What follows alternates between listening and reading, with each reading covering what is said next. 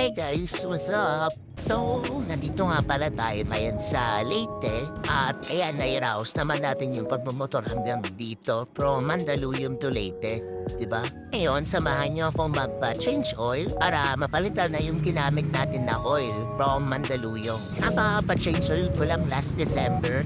Bali, may mga receipt na rin tayo na ni-rides nung December to January bago tayo pumunta ng Leyte. Tapos ayun, dagdag pa yung layo ng tinakbo dito from Mandaluyong to Leyte, kaya kailangan na natin mag-change oil. So, ayan guys, naka 3,000 kilometers na tayo. Kasi nung bago pa pumunta dito sa Leyte, nasa 1,300 pa lang yan.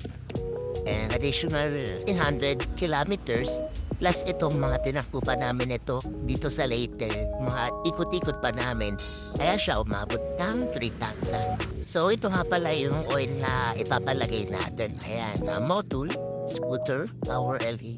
For now, kasi sa next change oil natin, magpapalit na tayo ng oil. After natin magpa-change oil nito, may additives tayo na ilalagay sa ating oil, which is ang Jet 1 Extreme oil for motorcycle, guys. Actually, ang halawang beses ko na itong na maglalagay ng ganito. Kasi nung una, naglagay na tayo ng ganito.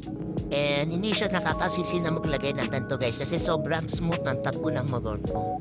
Ang lakas umatak and nakakatipid sa gas. So, based on my experience, guys, wala pa naman akong recent na naramdaman sa motor ko. After ko maglagay ng unang ganito, never akong naka-encounter ng may maingay sa makina na motor ko. Actually, mas gumanda pa nga yung takbo niya. Lumakas yung hatak. Tsaka nakatipid ako ng gas. Ayan, ito na yung binili ko para may mga reserba ako sa mga susunod. Ayan, kasi solid talaga siya, guys. Dahil nandito tayo sa Leyte, naganap ako ng motor shop at dito ako naisipan ng pa-change oil. Mura lang naman yung labor dito, guys, mga 50 pesos lang. So ayan, ginamitan na niya ng parang blower para matanggal na yung mga excess oil. So after masarado yun nasa ilalim, ilalagay na nila yung ating oil. Nagulat sila sa oil na dala ko kasi ang mga nakadisplay lang nila na oil ay galing sa Shell. So, ayan, inuwi na muna natin yung ating motor after natin magpa-change oil. Or i-reset na natin yung oil yun nandito.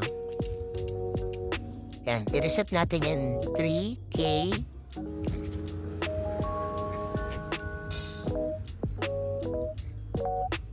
Ayan. So, zero na ulit siya. So, pwede na tayo ulit magbilang ng mga ilang biyahe. Zero siya, guys. Back to basic ulit ng ating oil. Let's go! At dahil naiuwi na natin ating motor dito sa bahay, so ako maglalagay nitong ating Jet 1 Extreme. Ayan. So tayo maglalagay nito, guys. Ihalo natin dun sa lagayan ng oil. Let's go!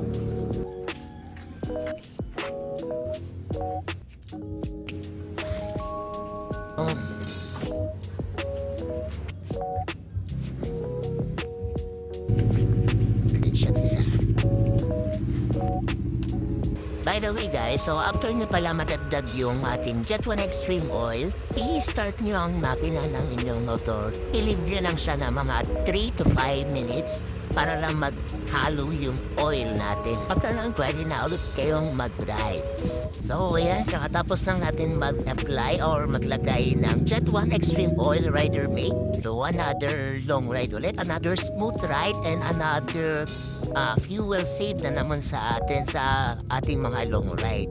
Try nyo natin to, guys. Grabe. Ako na masasabi sa inyo. So, dito.